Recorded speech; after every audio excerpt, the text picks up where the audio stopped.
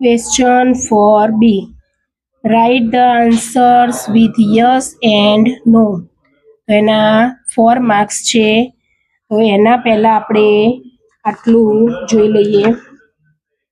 જો છોકરાનું નામ હોય તો હી, છોકરીનું નામ હોય તો સી, પ્રાણી કે વસ્તુનું કોઈ નામ હોય તો ઈટ, ધ્યેય હોય તો ધ્યેયનું ધ્યેય જ રહેશે, કોઈ બે નામ હોય તો તે રહેશે, આઈ હોય તો આઈ અને યુ હોય તો યુ. તો પહેલા અહીંયા યસ અને નો લખી દેવાનું. ચાલો અહીંયા ડઝ છે તો ડઝ ઉપર આંગળી મૂકી દો. રશ્મિ, રશ્મિ શું છે તો છોકરી, તો છોકરી હોય તો શું આવશે સી. હવે અહીંયા ડઝ હોય તો અહીંયા ક્રિયાપદની પાછળ આવશે એસ, તો લાઇક્સ અને બધું એમના એમ. These house. ફરીથી યસ, રશ્મિ એટલે સી, લાઇકનું થઈ જશે લાઇક્સ ધીઝ હાઉસ. હવે નો, તો નોની અંદર અહીંયા ફરીથી સી, અહીંયા હવે લખીશું ડઝ નોટ. અહીંયા મેન ક્રિયાપદમાંથી લખવાનું like this house. No, she does not like this house. 2 number. ચલો 2 નંબરની અંદર ફરીથી યસ અને નો. તો અહીંયા ડુ પર આંગળી મૂકી દઈએ. ધ ચિલ્ડ્રન એટલે ધે, ધે. હવે ડુ હોય તો ક્રિયાપદનું મૂળ રૂપ જ રહેશે એટ હોમ. અને અહીંયા they do not study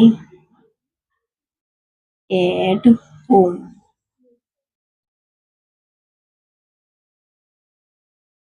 For 3 number, will the teacher punish yatim?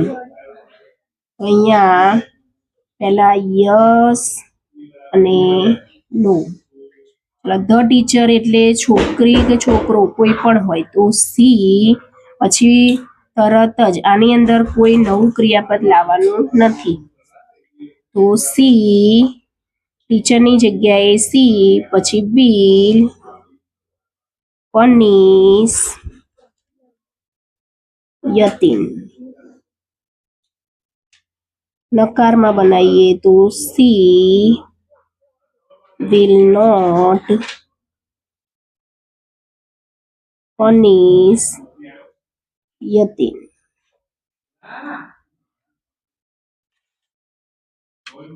ચલો એવી જ રીતે યસ અને નો. આપણે શીખ્યા એમ ધ્યેય હોય તો ધ્યેયનું ધ્યેય, ધ્યેય તરત જ will win the match. They will not win the match.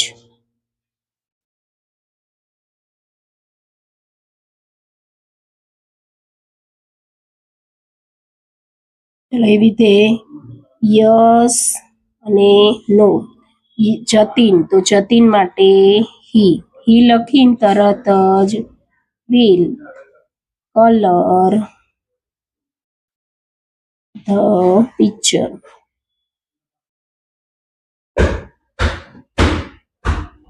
He will not color the picture. 6 number, did Ketul write a letter? તો યસ અને નો. કેતુલ એટલે હી, આ ડીડ ઉપર ડીડ એટલે અહીંયા ભૂતકાળ બનાવીને તો રાઈટ નું થશે wrote a letter. અને અહીંયા he did not write a letter.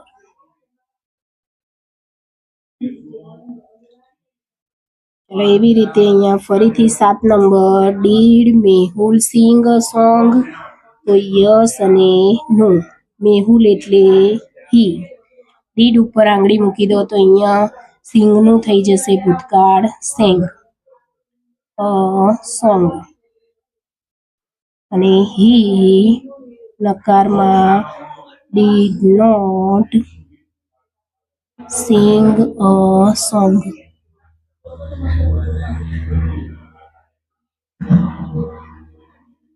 અહીંયા ફરીથી યસ અને નો.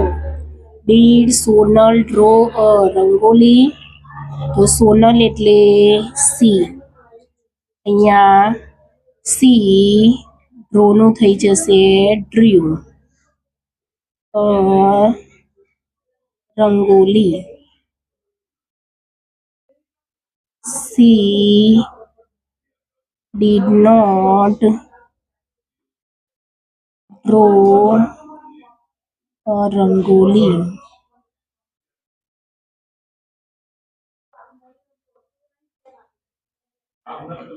Will the farmers sow seed? So yes, no. The farmers વધારે હોય એટલે they will sow seeds. They will not sow seeds.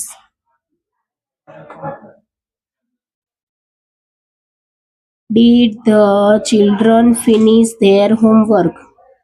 So yes, no.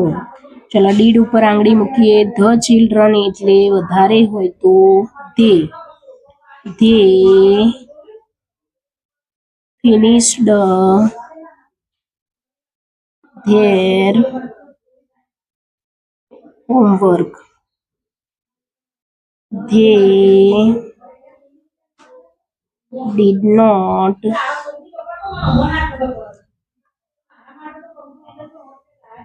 finish their homework. Question 4C. So fill in the blanks using the word given in the blank. What, where અને when. તો પહેલા આપણે જોઈ લઈએ. Vote એટલે શું. કોઈ વસ્તુ હોય તો એના માટે વપરાશે વોટ. હુ એટલે કોણ તો કોઈ વ્યક્તિ માટે હુ વપરાય. વેર એટલે ક્યાં કોઈ સ્થળ હોય એના માટે વપરાશે ક્યાં. અને વેન એટલે ક્યારે કોઈ સમય હોય એના માટે વપરાશે ક્યાં. તો આનો ખાસ ગુજરાતી બનાવશો તો તમને જલ્દી ખબર પડશે. 1 નંબર ખાલી જગ્યા do the children keep there bag. તો બાળકોએ તેમની બેગ ક્યાં રાખી તો ક્યાં એટલે વેર. 2 નંબર ખાલી જગ્યા do the children play in the evening.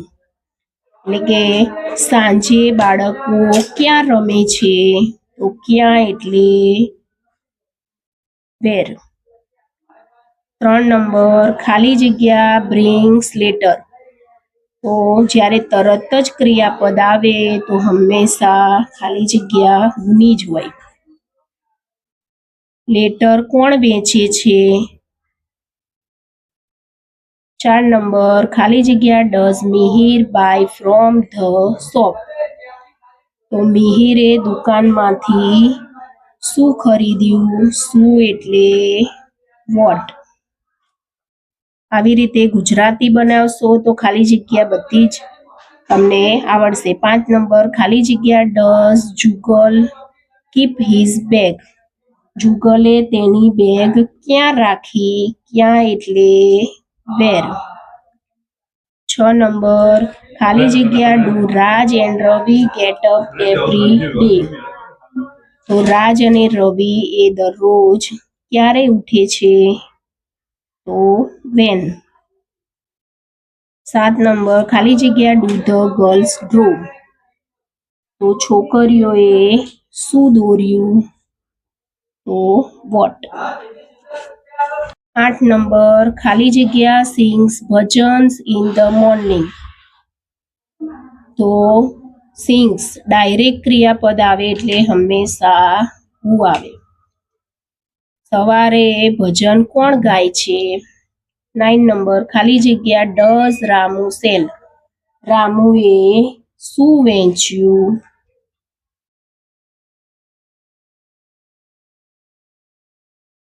10 number ખાલી જગ્યા do the farmers go to there field. તો ખેડૂતો તેમના ખેતરમાં ક્યારે જાય છે? તો વેન. 11 નંબર ખાલી જગ્યા do you do exercise in the garden. તમે તમારા બગીચામાં ક્યારે એક્સરસાઇઝ કરો છો? તો વેન. 12 નંબર ખાલી જગ્યા કિક્સ ધ બોલ. તરત ક્રિયાપદ આવ્યું તો આવશે